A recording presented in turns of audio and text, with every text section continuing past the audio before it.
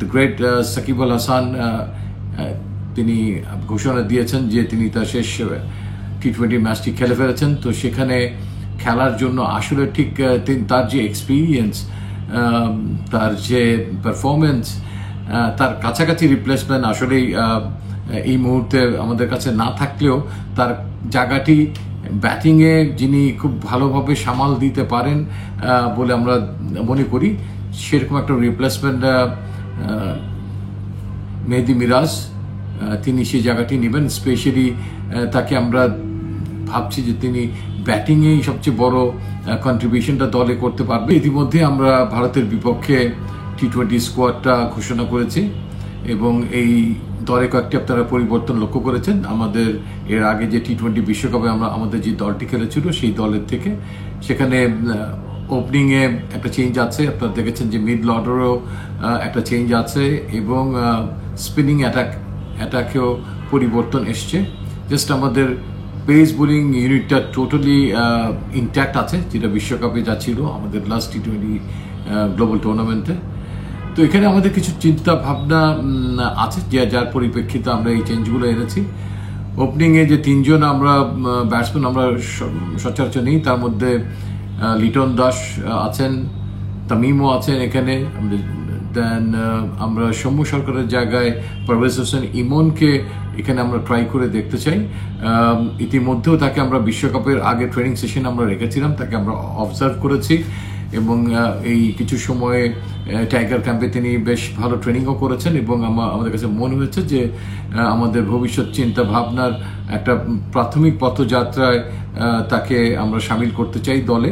মেহেদী মিরাজ ব্যাটিংয়েই সবচেয়ে বড় কন্ট্রিবিউশনটা দলে করতে পারবেন এবং তিনি ভালো অফ স্পিন করেন, বাট আমরা যে তাকে এর আগে বিশ্বকাপে দলে সম্পৃক্ত করিনি তার একটা মূল কারণ ছিল যে আমরা তার টেস্ট ম্যাচে এবং ওয়ানডে ক্রিকেটে তার ব্যাটিং এবং বোলিংটি অনেক গুরুত্ব সহকারে বিবেচনা করেছিলাম, যাতে টি-20 খেলার যে একটা আগ্রাসন আছে সে তার কোনো প্রভাব তার ব্যাটিংয়ের উপরে যেন ইম্প্যাক্ট না রাখে, কিংবা তার বোলিং করতে গেলে প্রথম পাওয়ার প্লের দিকে যেভাবে বল করতে হয় সেই জায়গাটাকে আমরা খুব একটা ভালো অপশন মনে করিনি। তিনি তার যে প্রচলিত বোলিং করেন সেটা যেন কোনোভাবে বিঘ্ন না ঘটে সেই অ্যাকশন। এবং অনেক সময় আপনারা জানেন যে টি-20 ম্যাচে অনেক ভালো বল দেখা যায় যে মাঠের বাইরের থেকে ফিল্ডসম্যানদের ঘুরিয়ে আনতে হয়। তো এটা one of the main reason ছিল, যারা হয়তো ভাবছেন যে তাহলে বিশ্বকাপ দলে কেন ছিল না। এই ব্যাপারগুলোতে সেই মেহেদী মিরাজের সঙ্গে আমাদের খুব পরিষ্কার কথাবার্তা হয়েছিল যে কেন আমরা তাকে দলে রাখিনি, আমরা কোথায় তাকে দেখতে চাই। কিন্তু অনেক সময় অনেক অনাকাঙ্ক্ষিতভাবে অনেক সিচুয়েশন ঘটে যায়, যার পরিপ্রেক্ষিতে সেই জায়গাগুলোতে পূরণ করার জন্য তখন যাকে আমাদের কাছে সবচেয়ে যোগ্য মনে হয় তাকেই সেখানে এনে সেই ঘাটতিটা পূরণ করার চেষ্টা করা। আমার বিশ্বাস যে তিনি যেখানে ব্যাট করবেন সেখানে তিনি টি-20 ম্যাচের আলোকে বেশ কিছু বল যাতে পান, যাতে তাকে ঠিক ফিনিশারের রোলে না গিয়ে আরেকটু উপরে আমরা নির্বাচক প্যানেল তাকে দেখতে চাই। And at the same time Tanvir Islam আমাদের দলের সঙ্গে ছিলেন বিশ্বকাপে, বাট আনফর্চুনেটলি তার হাত ভেঙে যাওয়ায় তিনি দীর্ঘদিন খেলার বাইরে আছেন। তো তার জায়গায় পরিবর্তে আমরা বিবেচনায় রাকিবুলকে এগিয়ে রেখেছি। এক্ষেত্রে রাকিবুল আমাদের দলে এসছেন, তার সঙ্গে তার কম্পিটিটরও ছিল, বাট ফিউচার অ্যান্ড তার পারফরমেন্স চিন্তা করে রাকিবুল অন্তর্ভুক্ত হয়েছেন।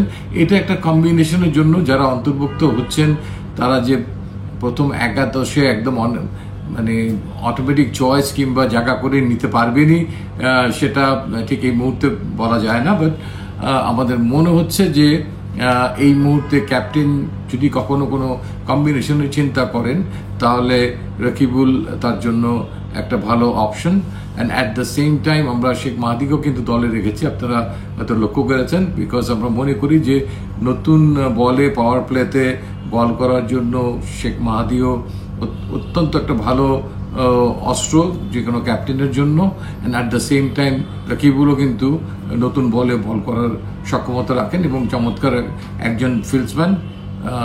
তার পাশাপাশি আরেকটু খবর আপনাদেরকে জানিয়ে রাখতে চাই যে আগামীতে অক্টোবর মাসেই ওমানে ইমার্জিং ক্রিকেট হবে টি-20 ফর্মেটে।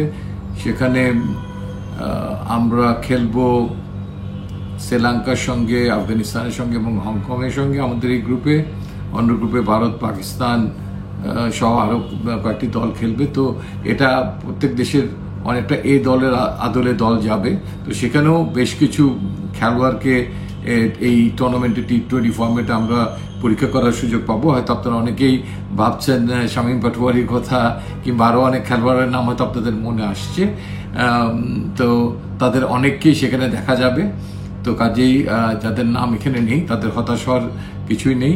অনেক টুর্নামেন্ট আছে এবং আমাদের পরবর্তী বিশ্বকাপের আগে আমাদের হাতে কতগুলো ম্যাচ আছে সেটা আমি একটু আপনাদেরকে এতার্থে জানাতে চাই। যে এবার NCL T20 টুর্নামেন্ট সম্পৃক্ত হয়েছে, সেখানে প্রত্যেকটা খেলোয়াড় অন্তত 7টা ম্যাচ খেলার সুযোগ পাবে। দেন BPL আছে, সেখানে হয়তো 14 থেকে 15-16টা ম্যাচও কেউ খেলতে পারবে। তারপরে আমাদের আন্তর্জাতিক T20 ম্যাচের পরিমাণটা এই বছরে যদি আমি বাদও রাখি, সামনের বছরের থেকে যদি আমি ধরি, তাহলে সেটাও প্রায় 18টা ম্যাচ। এশিয়া কাপ হলে সেই ম্যাচের সংখ্যা বেড়ে হয়তো 21-22ও চলে যেতে পারে। সো এরপরে আবার বিশ্বকাপের আগে, নেক্সট T20 বিশ্বকাপের আগে আমরা আবার একটা BPL পাবো, NCL T20 পাবো। তো সব মিলিয়ে আমার কাছে মনে হচ্ছে যে এখানে প্রায় 60-70টা ম্যাচ অপেক্ষা করছে। তো কাজেই অধৈর্য হওয়ার কিছু নাই। আমরা আমাদের আগামী দলটা কেমন হবে সেটার রূপরেখা কিছুটা আমরা চিন্তা ভাবনা করে আমরা আগাচ্ছি ধীরে সুস্থে। And at the same time আমরা অভিজ্ঞতাকেও ছেড়ে দিচ্ছি না। মাহমুদুল্লাহ রিয়াদ এই দলে আছেন এবং প্রয়োজনে তিনিও দলের হাল ধরতে যেতে পারেন সেই ব্যবস্থাটা আমরা রাখছি এবং আমাদের সেই আস্থাটা তার উপর এখনও আছে।